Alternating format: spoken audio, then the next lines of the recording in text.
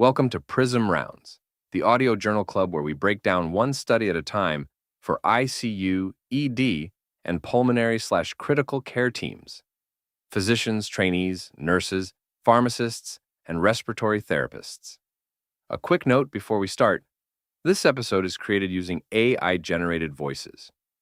I originally made these episodes to support my own learning and review, and I'm sharing them publicly in case they're helpful to other busy clinicians and learners. Because the voices are synthetic, you may occasionally hear mispronunciations of medical terms, drug names, or author names. Thanks in advance for your patience. Everything you'll hear is for education only and not medical advice. Let's get into today's paper.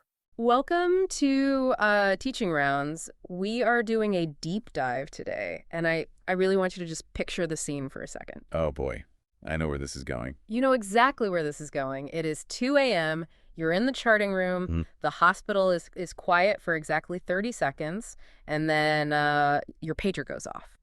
Or your phone just explodes with that specific jarring ringtone you've set that instantly spikes your cortisol. The stroke alert tone. The stroke alert. The adrenaline hits, you start running through the mental checklist, repeating the universal hospital mantra, right? Time is brain.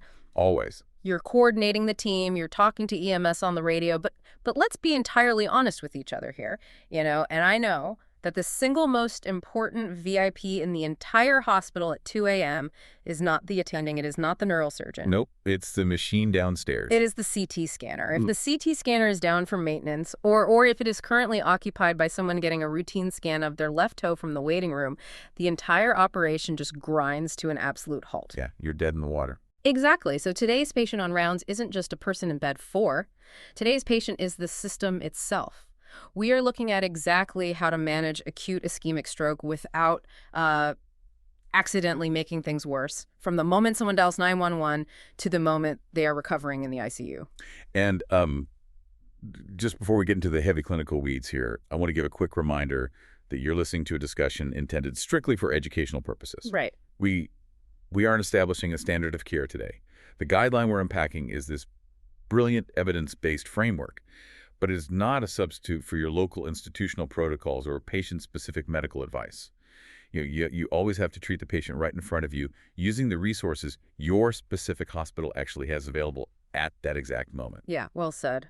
Let's get the paperwork out of the way so we can actually dive in. This is from the journal Stroke, titled 2026 Guideline for the Early Management of Patients with Acute Ischemic Stroke. A guideline from the American Heart Association, American Stroke Association, published in February 2026. That's a big one. It's massive. This is the comprehensive update we have all been waiting for.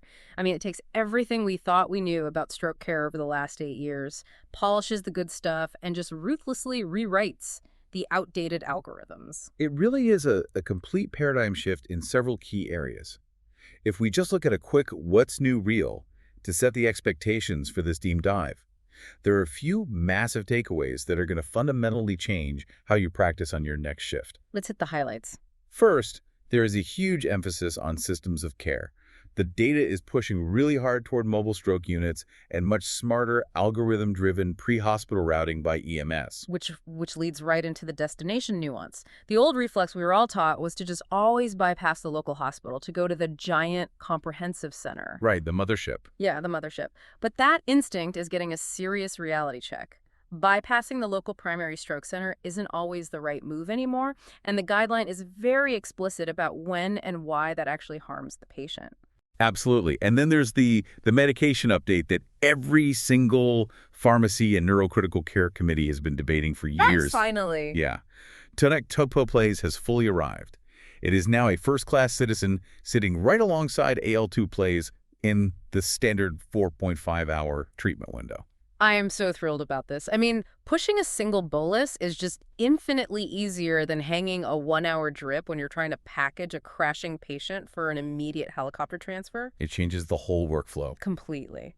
And another huge headline from this update, we are finally, officially treating the disability, not just the score. The guideline makes a really hard distinction between disabling and non-disabling deficits. If it's a mild non-disabling deficit, they actually want us to stop giving IV thrombolysis entirely. Dual antiplatelet therapy is now preferred for that specific cohort. It's a critical distinction. It requires a lot more actual clinical judgment at the bedside than just blindly adding up a score and looking at a chart. Right. And moving into the procedural space, EVT is expanding significantly. EVT being endovascular thrombectomy, just to define our terms early on. Exactly, thank you.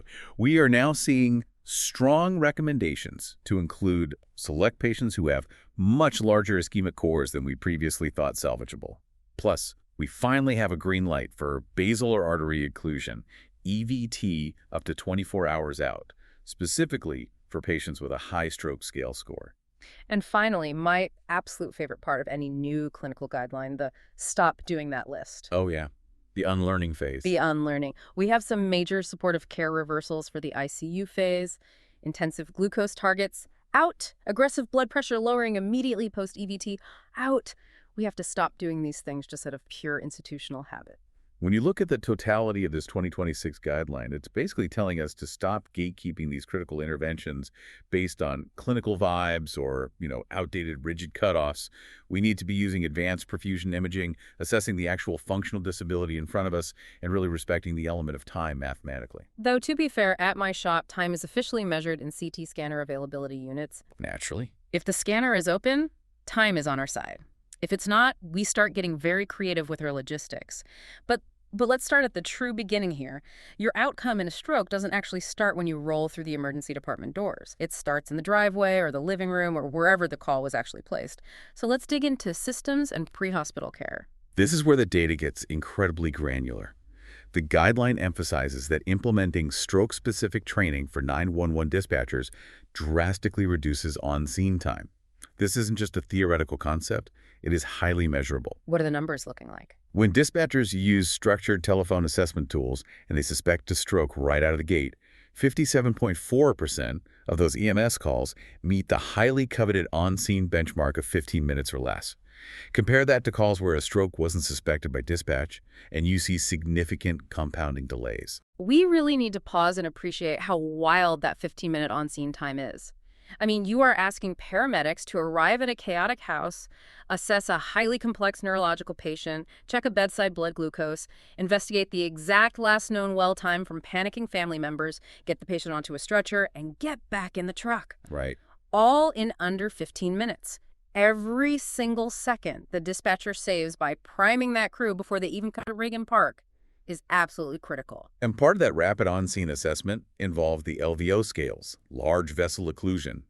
Paramedics are out there using tools like the Cincinnati Pre-Hospital Stroke Scale or the Los Angeles Motor Scale or the RACE scale. Yeah, we see RACE scores a lot in our pre-notifications. The guideline highlights the Presto trial, which looked at all these scales head-to-head. They are crucial for spotting an LVO in the field, but we have to be honest about their mathematical limitations. Across the board, their sensitivities range anywhere from 38% to 89%. So let's do the bedside translation here. When you are standing in the resuscitation bay, you've got your gown on, the EMS radio crackles, and they say, hey, we have a possible LVO based on a positive RACE score of 5. That does not mean confirmed LVO. No, it does not. You do not wake up the neurosurgeon at 3 a.m. based on a pre-hospital scale alone. What it means is move fast, clear the CT scanner, and protocol the CTA the second they arrive. It's a pre-test probability tool, not a diagnostic one. That is the perfect way to frame it. And honestly, the most powerful tool EMS has isn't necessarily the clinical scale itself, but the pre-notification process. Yes, calling it in. Calling it in. The data is unequivocal that when EMS provides advanced notification to the receiving hospital, it directly increases the rate of thrombolytic use and significantly decreases patient mortality. I always compare EMS pre-notification to a group text.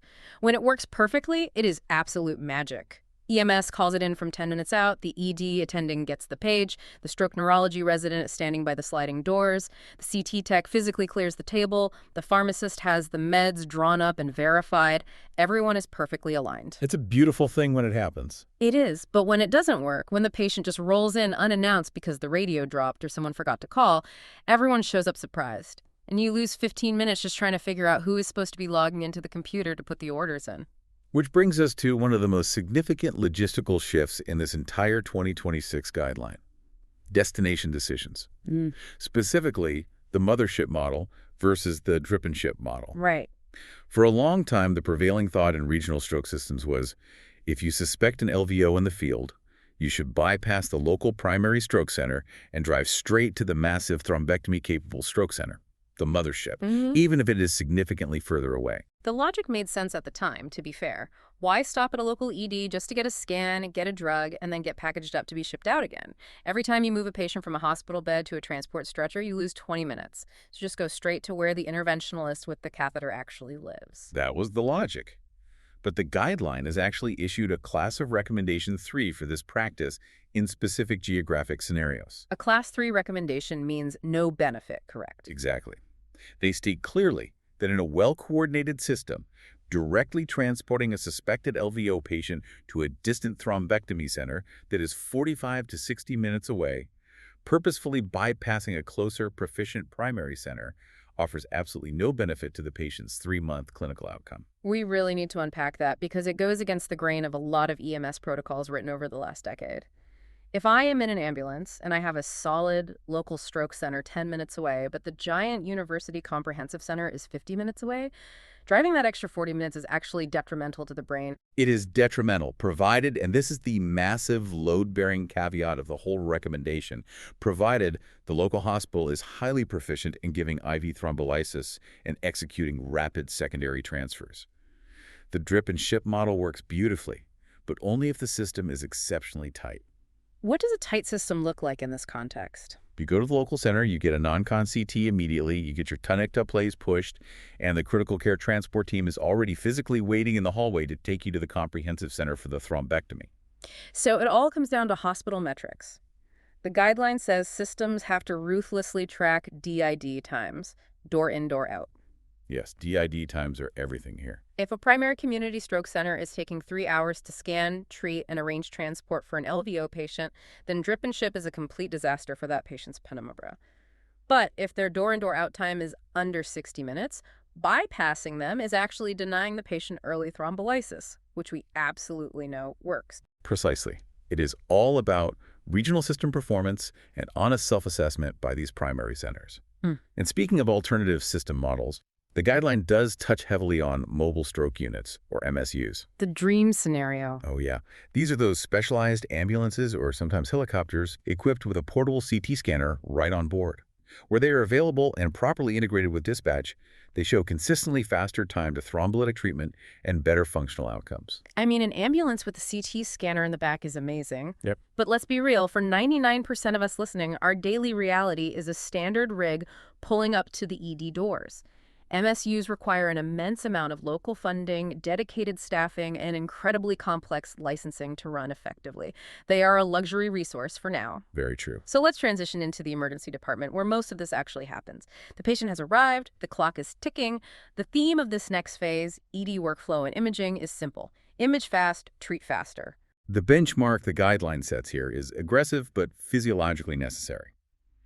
Systems should target emergent brain imaging, whether that is a non-contrast CT or an MRI, depending on your specific institutional setup, within about 25 minutes of the patient's arrival. 25 minutes from rolling through the sliding doors to having sliced pictures of the brain on a monitor.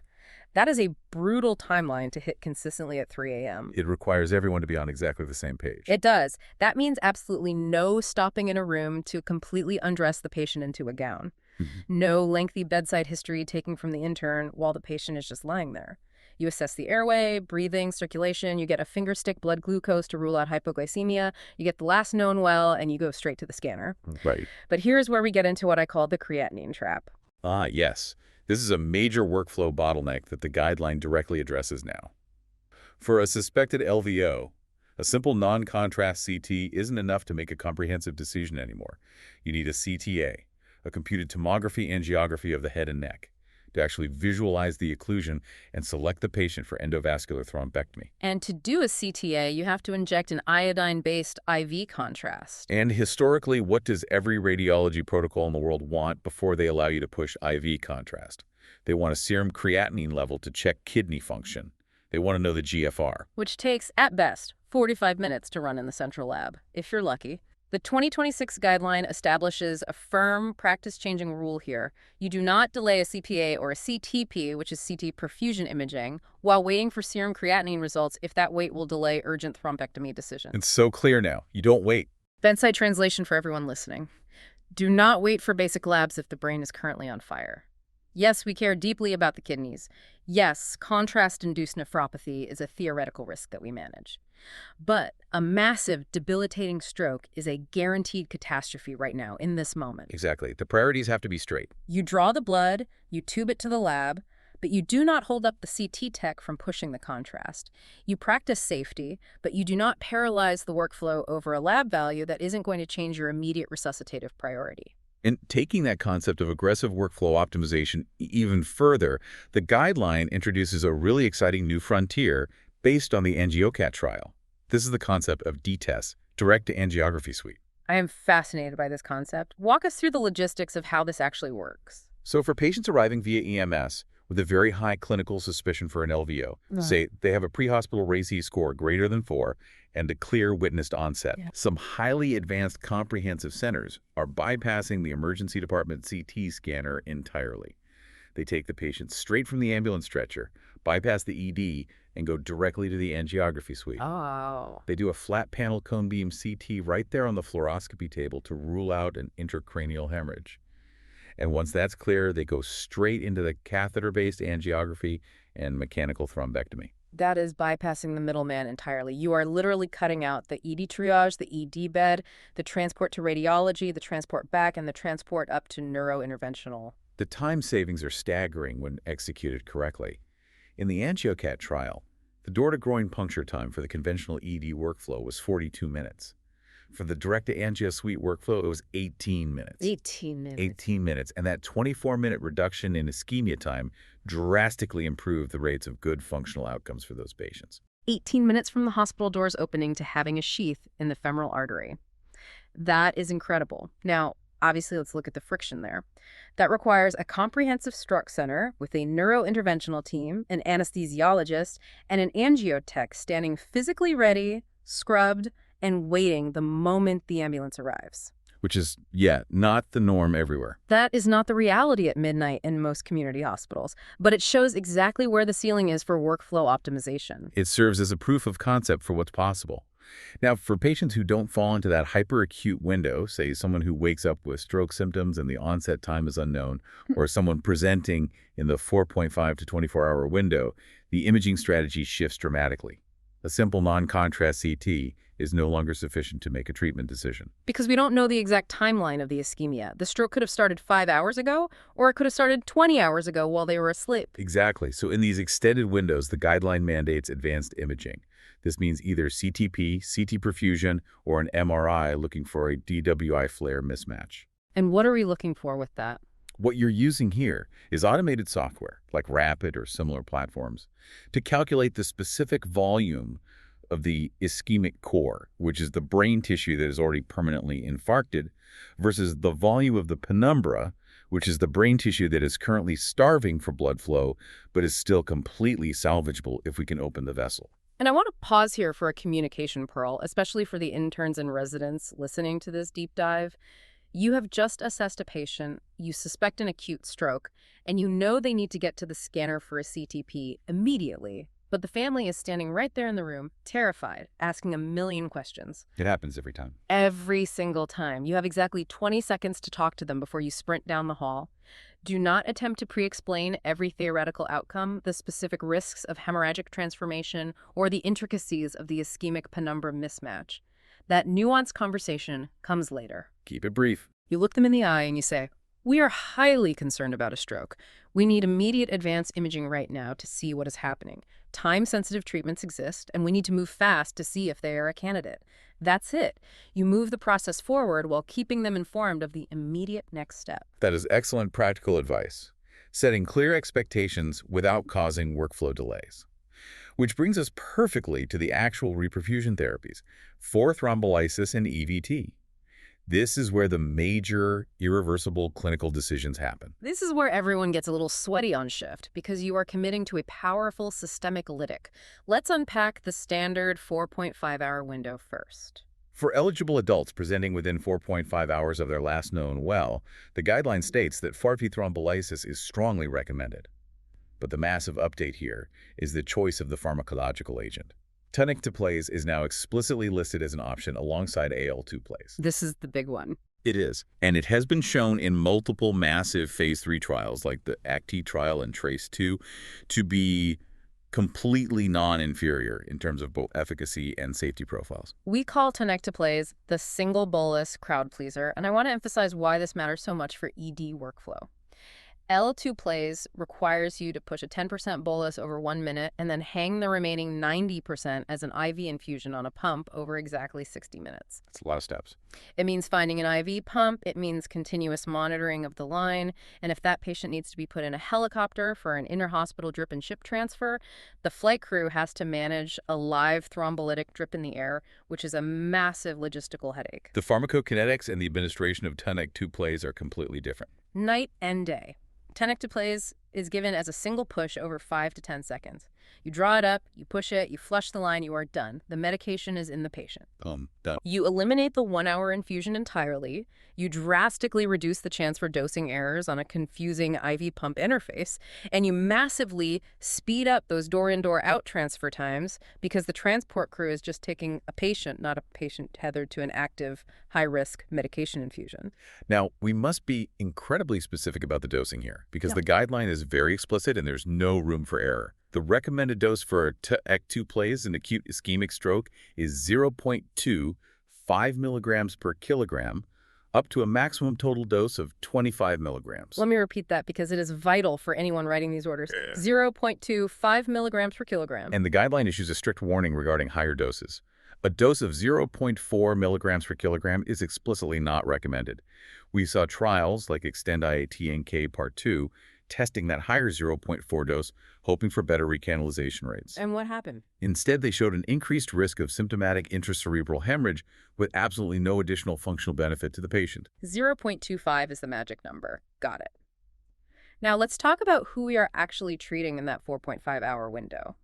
This is one of my favorite updates because it requires us to be clinicians again. The guideline makes a profound point about disabling versus non-disabling deficits. This is a crucial philosophical shift in the neurology community. Historically, a lot of clinicians relied almost exclusively on the total NIHS score. The stroke scale. Right. They might look at the board and say, well, the score is only a 2 or a 3, so we shouldn't risk giving systemic thrombolytics because the stroke is technically mild on paper. That is exactly what we were taught. But the score alone does not define whether a deficit is functionally disabling to that specific patient's life or livelihood. A severe, isolated, expressive aphasia, the inability to speak or find words, might only score a 2 or a 4 on the scale. But is losing your ability to speak disabling? Absolutely. What about a visual field cut in a commercial truck driver? Or a severe isolated hand clumsiness in a concert pianist or a surgeon? Exactly. The guideline emphasizes this heavily. Treat disabling deficits within 4.5 hours regardless of the total score. You have to look at the patient, look at the specific neurological loss, and ask, will this deficit prevent them from returning to their baseline functional independence? If the answer is yes, and they are otherwise eligible, you offer the treatment. But on the flip side, what about mild, truly non-disabling deficits? Say a patient has a little bit of facial droop or some mild sensory numbness in their arm that isn't stopping them from walking or grasping objects normally. Yeah, how does the guideline handle that? For mild, truly non-disabling deficits, the guideline states that 5E thrombolysis is not recommended. The potential risks of causing a catastrophic intracranial bleed outweigh the highly marginal potential benefits. In these specific cases, dual antiplatelet therapy, or DAPT, usually a short course of aspirin and clopidogrel or ticagrelor, is the preferred route to prevent early recurrence. Okay, so that handles the standard 4.5-hour window. But what happens when we move past that timeline? Let's talk about extended window tenecteplase from 4.5 to 24 hours. The data here gets a little bit nuanced, and we need to break it down clearly. It is highly nuanced, and the decision algorithm largely depends on whether the patient has physical access to mechanical thrombectomy. The guideline looks at 2 major trials here to guide practice: TRACE-3 and Timeless. Let's unpack the TRACE-3 trial first. What was the setup? TRACE-3 looked at patients presenting in the 4.5 to 24-hour window who had an LVO and evidence of salvageable penumbra on advanced imaging.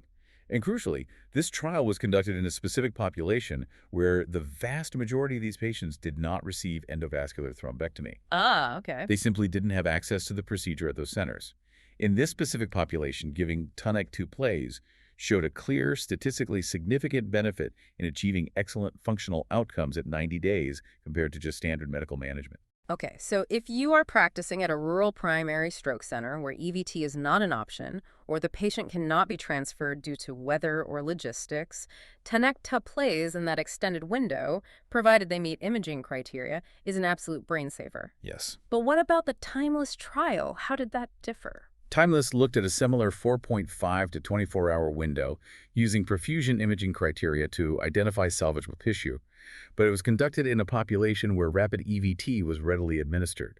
They were testing the concept of bridging, giving Thrombectomy plays right before taking them to the angio suite for the mechanical pull. And the results? In that specific setting, adding Thrombectomy plays did not improve functional outcomes over a placebo. Let's translate that for the listener. The takeaway is this.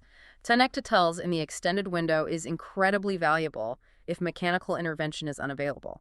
But if you have rapid, immediate access to EVT in that extended window, pushing the lytics first doesn't seem to add measurable clinical benefit and just adds a layer of complexity or potential delay to the physical removal of the clot. That is an accurate synthesis. And speaking of clot removal, let's talk about EVT expansion. These are the truly practice-changing moves in the endovascular space. Let's hear it. For a long time, if a patient had a large ischemic core, meaning a significant volume of the brain tissue had already infarcted and died, they were strictly excluded from EVT. The thought process was, the damage is already done, the tissue is necrotic, and forcibly opening the vessel will just cause massive reperfusion hemorrhage into that dead tissue. We historically measured this using the ASS PEC score. A score of 10 is a perfectly normal, healthy CT scan. The lower the score, the more distinct brain territories are already dead. We used to rigidly exclude people with low scores, say a 3 or a 4, because we thought we would just cause harm. But the 2026 guideline reflects a wave of new trials like SELECT-2 and Rescue Japan Limit, showing that EVT is expanding well beyond those small cores. Selected patients with larger ischemic cores, meaning lower ASS PEC scores, may now actually be eligible for and benefit from thrombectomy. That's amazing. The neurointerventionalists are realizing that sating whatever small rim of penumbra remains around that large core can still mean the difference between a patient being completely bedbound and being able to sit up in a wheelchair or swallow their own food. That is a massive paradigm shift. We are no longer writing off the large core patients purely on a rigid ASS PECs cutoff. And there is another big green light in the EVT space, the basilar artery. Yes. This has been a gray area for years, but the guideline now provides a strong recommendation for EVT and basilar artery occlusions within 24 hours for eligible patients, specifically if their total NIHSS score is 10 or greater. Basilar occlusions are absolutely devastating. They are. They often result in locked-in syndromes or are outright fatal. So having a firm evidence-based recommendation to pursue aggressive endovascular intervention up to 24 hours out is a huge win for these patients. All right, I want to do a quick mini-case banter to solidify all this for the listeners on rounds. I'm going to throw a rapid-fire hypothetical at you. What would you do right now? Let's do it. It is 3 a.m. The patient arrives via EMS. They are exactly 3 hours post-onset of their symptoms, witnessed by their spouse. They have a severe, disabling, expressive aphasia. They cannot get a single word out, but their arm and leg strength are completely intact, 5 out of 5. Their total NIHSS score is only a 3. And miraculously, the CT scanner is open and the non-con head CT is perfectly clean. No hemorrhage. This is a classic board question and a classic clinical trap. Do not let the deceptively low score of 3 fool you. You must treat the disability. Severe aphasia is deeply fundamentally disabling. Yes. Do not build a cathedral of delays trying to get an MRI to definitively prove there was an infarct or second-guessing the score with a neurology resident. Yes. They are well within the 4.5-hour window. They have a disabling deficit, and the CT is negative for blood. You push the 0.25 milligrams per kilogram bolus of Thrombectomy plays immediately, and you move on to the CTA. Beautiful. Don't let the pursuit of perfect information become the enemy of fast action. Push the bolus. Okay, so we've busted the clot with lytics, or the interventionalist has pulled it out in the angio suite. The adrenaline of the acute ED phase is over. The patient rolls up to the neuro ICU or the stroke unit. This is where the real work begins. This brings us to supportive care that actually matters. Because I will tell you, as an intensivist, after the chaos of the ED, this is where outcomes are quietly saved or lost in the days that follow. It is painfully true. All the fancy million-dollar endovascular interventions in the world can be completely undone by poor, careless supportive care in the next 48 hours. Let's start with glucose management. The old habit for a lot of critical care provider, myself included early on, was chasing tight, intensive glycemic control. We'd put these acute stroke patients on continuous insulin drips and try to perfectly dial them into normal physiological levels. And the new rule is to explicitly avoid intensive targets, like 80 to 130 milligrams per deciliter. The data shows that aiming for that tight of a window invariably leads to iatrogenic episodes of hypoglycemia. Which is terrible for the brain. The primary goal now is to prevent hypoglycemia at all costs, because a dropping blood sugar can masquerade as a worsening stroke, or even worse, fundamentally exacerbate the ongoing neuronal injury in that fragile penumbra that is desperately trying to heal. You aim for much more moderate permissive control. But practically, when the resident is staring at a blood sugar of 170 at 4 a.m., how high is too high before we are actually doing harm? The guideline doesn't give a single magic number for the upper limit, but the consensus leans toward treating significant hyperglycemia, say over 180 or 200, while avoiding aggressive sliding scales that swing them down to 90. Treat the patient's trend, not the perfect number on the screen. Makes sense. And the exact same philosophy of permissive moderation applies to blood pressure post-reperfusion. This is a really common scenario in the unit. A patient has a successful EVT, the vessel is opened, they achieve a great MTEC-E score, which is how the interventionalists grade the physical restoration of blood flow. They roll into the ICU from the angio suite, and their blood pressure is sitting at 150 or 160 systolic. And the bedside nurse asks, "Do you want me to start an nicardipine drip to get them tightly under 140? And the analyst unpacking the data here says, Absolutely not. Do not aggressively chase a systolic blood pressure of less than 140 unless it is strictly protocolized by the interventionalist for a very specific reason, like a hemorrhagic complication. Let's explain the pathophysiological why here, because it is fascinating. Even with a perfect EVT result, the brain tissue in that penumbra has been starving for hours.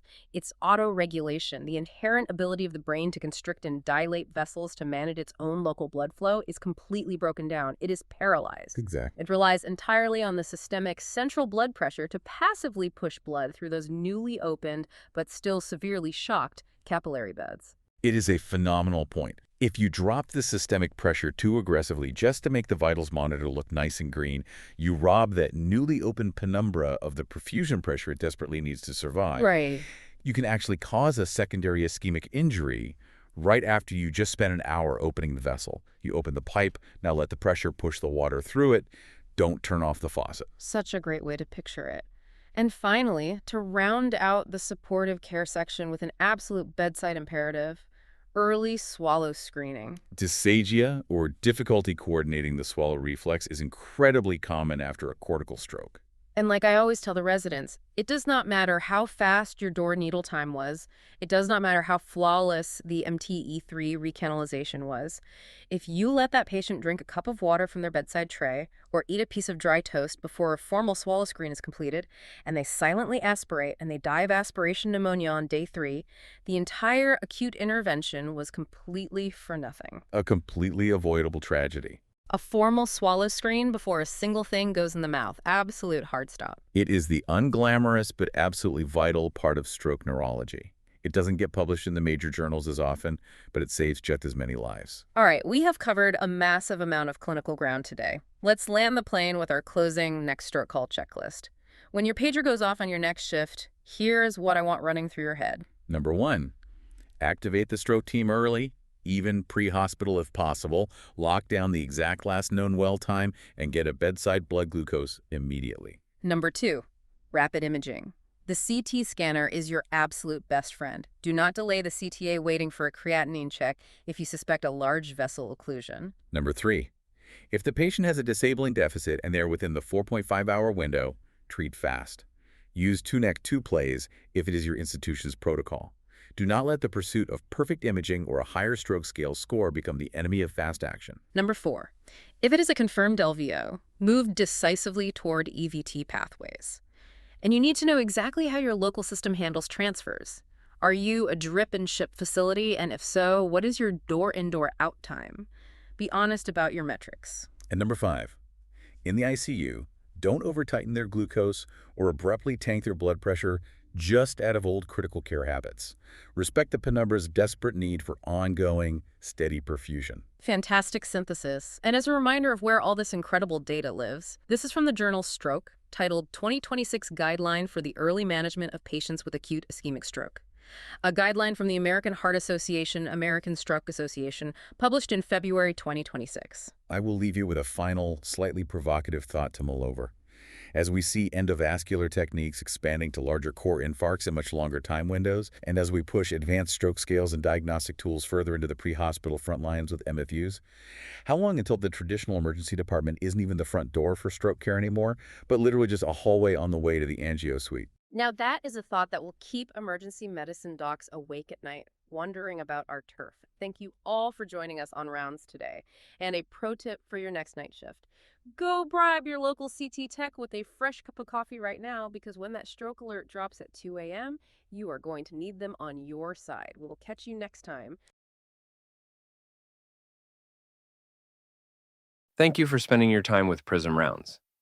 If this episode helped you think through the paper or offered something practical for the bedside, I'd be grateful if you'd like, follow/subscribe, and share it with a colleague. It's the simplest way to help this resource reach other busy clinicians and learners. I'm also trying to make the podcast better with every episode. Please leave a comment with what you found most useful, what felt unclear or too long, and what topics or papers you'd like covered next. If there's anything I can do to improve, pacing, structure, level of detail, or audio quality, I genuinely welcome the feedback. Thanks again for listening, and take care. Educational use only. This is not medical advice.